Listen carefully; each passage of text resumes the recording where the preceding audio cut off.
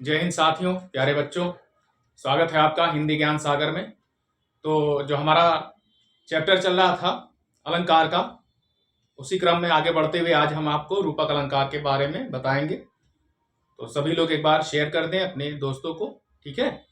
तो चलिए क्लास को शुरू करते हैं। रूपक अलंकार किसे कहते हैं ये जान लीजिए। जहां उपमेय और उपमान का भेद रहित आरोप होता है वहां रूपक अलंकार होता है। यानी उपमेय और उपमान के बारे में मैंने उपमा अलंकार में बहुत अच्छी तरह से समझा दिया था कि उपमेय क्या होता है, उपमान क्या होता है।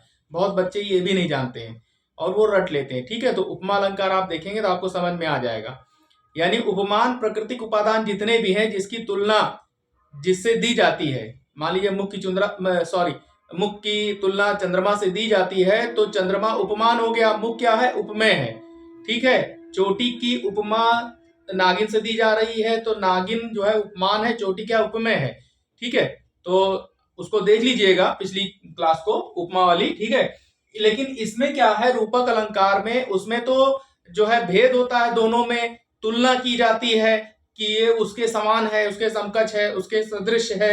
लेकिन इसमें तुलना नहीं की जाती बल्कि मान लिया जाता है कि वो है, ठीक है। यानी भेद रहित आरोप होता है, यानी कोई भेद ही नहीं होता है उपमेय और उपमान में, भेद खत्म हो जाता है, ठीक है। रूपक अलंकार में उपमेय और उपमान में कोई भेद नहीं रहता, ठीक। और एक ट्रिक ये जान लीजिए कि इसमें कहीं कहीं आपको योजक चिन्ह मिल जाएगा 99%। किसी किसी दोहे छंद में नहीं मिलेगा, किसी किसी कविता में नहीं मिलेगा, लेकिन लगभग ये मान के चलिए 90% कविताओं में या जो भी छंद या दोहा आएगा उसमें आपको योजक चिन्ह मिलेगा।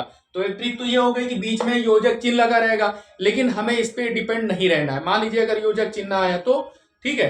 तो देखिए पहला उदाहरण देखिए, चरण कमल बंदो हरि राई।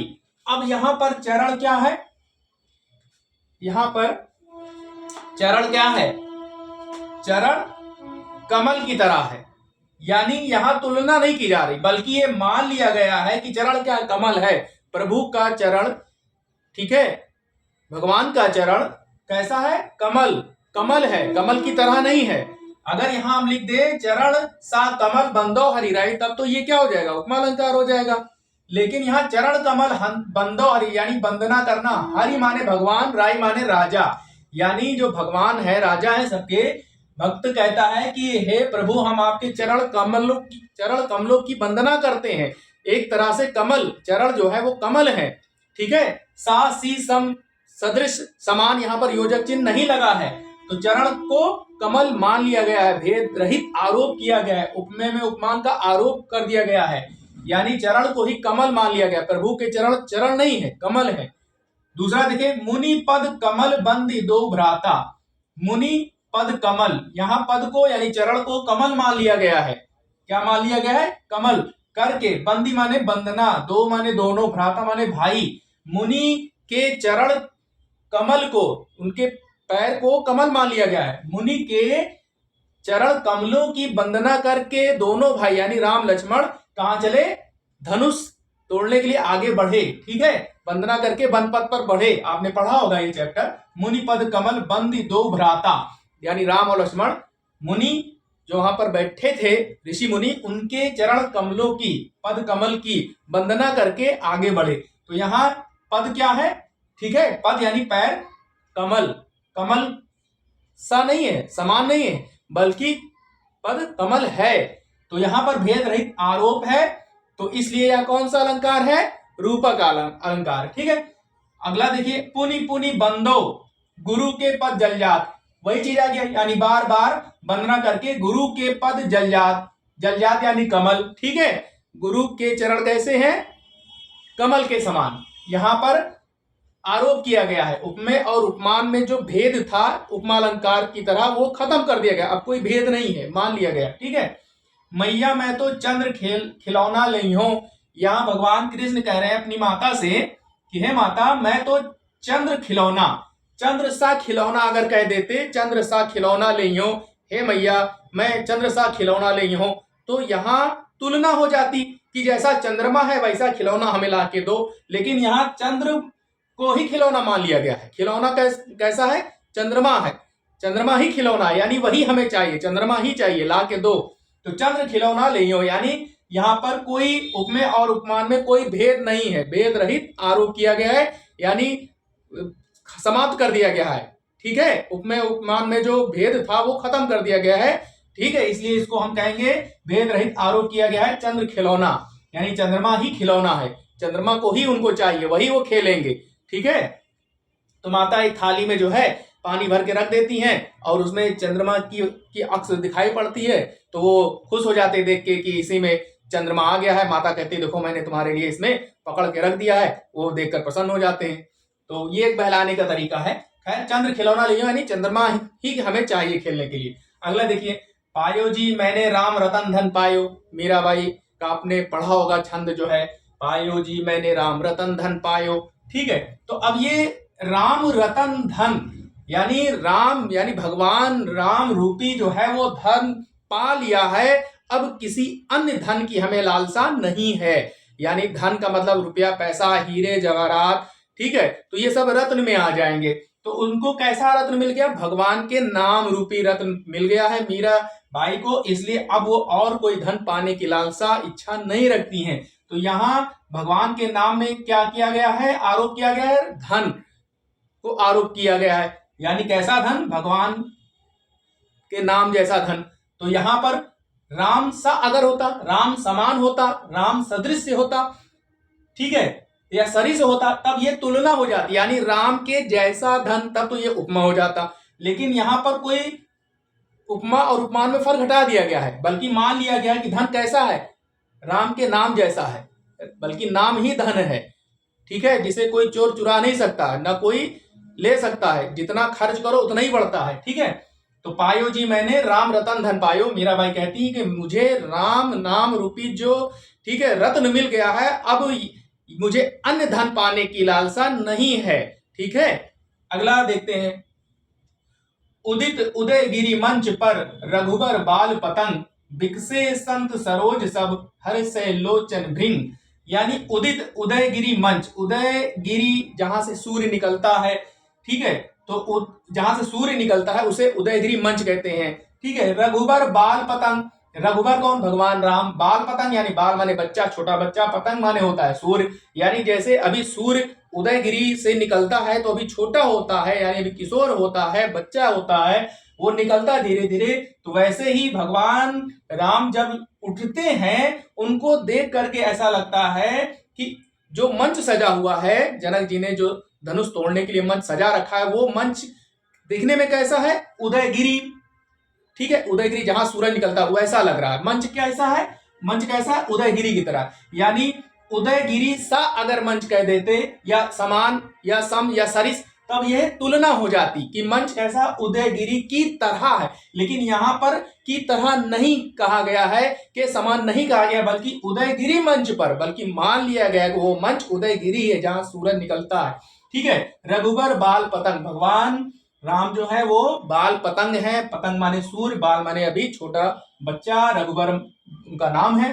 ठीक है, तो यहाँ पर भगवान जो है वो क्या है? सूर्य की तरह है, यानी आरोप कर दिया गया है कि सूर्य ही है भगवान, छोटा जैसे सूर्य होता है वैसे सूर्य की ही तरह है, सूर्य ही है। बिकसे संत सरोज, अब ये संत सरोज क्या है? संत सरोज, सरोज माने कमल हो गया, संत यानी जो वहां ऋषि मुनि बैठे हैं संत, सब उनके उठने को लेकर, देखने के लेकर, धनुष तोड़ने के लिए जब वो जाते हैं, उठते हैं, तब जितने ऋषि मुनि वहां बैठे रहते हैं वो क्या होते हैं?